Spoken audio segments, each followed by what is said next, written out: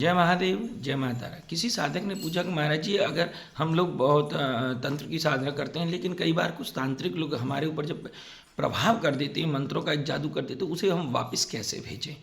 यानी किसी तांत्रिक की विद्या को काट कर उसी के ऊपर कैसे उसे भेजें? तो देखिए, मैं इसका सीधा सा आपको एक बात बताऊंगा, बहुत समझदारी से आपको समझना है कि पहली बात तो मैं यही कहूँगा कि आपको ऐसे दुष्कर्म नहीं करने चाहिए, बचना चाहिए। मारण और किसी का जीवन, ये सब ईश्वर के हाथ में हमें छोड़ देना चाहिए, हमें इसके बीच में नहीं पड़ना चाहिए। फिर भी अगर आपके ऊपर किसी ने तंत्र काट किया है, सॉरी, तंत्र का प्रयोग किया है और उसकी आपको काट करनी है, यानी उसी की विद्या उसी के ऊपर चलानी है, तो इसमें दो परंपराएं, एक होती है शाबरी यानी अघोर परंपरा, एक होती है कपाली परंपरा, एक होती है वैदिक परंपरा और एक होती है कौलाचारी परंपरा, ऐसे एक होती है तांत्रोक्त। तो जो तांत्रोक्त पद्धति है, तांत्रोक्त पद्धति के अंदर अगर आपके ऊपर किए कराए को वापस उसी व्यक्ति के ऊपर भेजना है, तो उसके लिए आपको विपरीत प्रत्यंगिरा की साधना करनी चाहिए।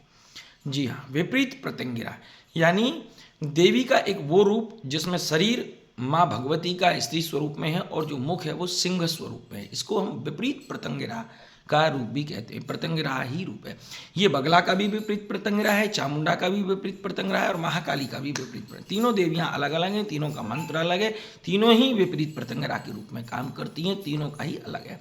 यानी आप एक बात को समझ लीजिए कि अगर आप बगला प्रत्यंगिरा कर रहे हैं, तो जब 1000 बगलामुखी माँ की ताकत मिलती है, मान के चलो, माँ तो जगदम्बा वो तो एक ही है विपरीत, लेकिन वो अगर 1000 रूप धारण करे और जब इतनी सारी ऊर्जा आती है, वो अकेली एक विपरीत प्रत्यंगिरा जो माँ का एक विकराल और भीषण रूप है, वो विपरीत प्रत्यंगिरा में होता है।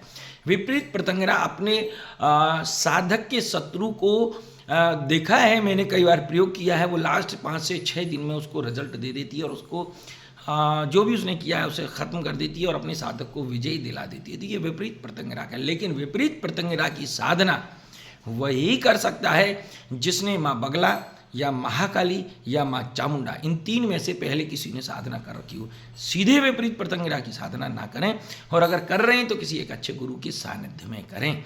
जी हाँ, और अगले महीने 20 तारीख से जो हमारा शिविर होने वाला है, उसमें जो भी साधक साधिकाएं आना चाहें वो आ सकते हैं और अपना साधनाएं कर सकते हैं। जय महादेव, जय माता तारा।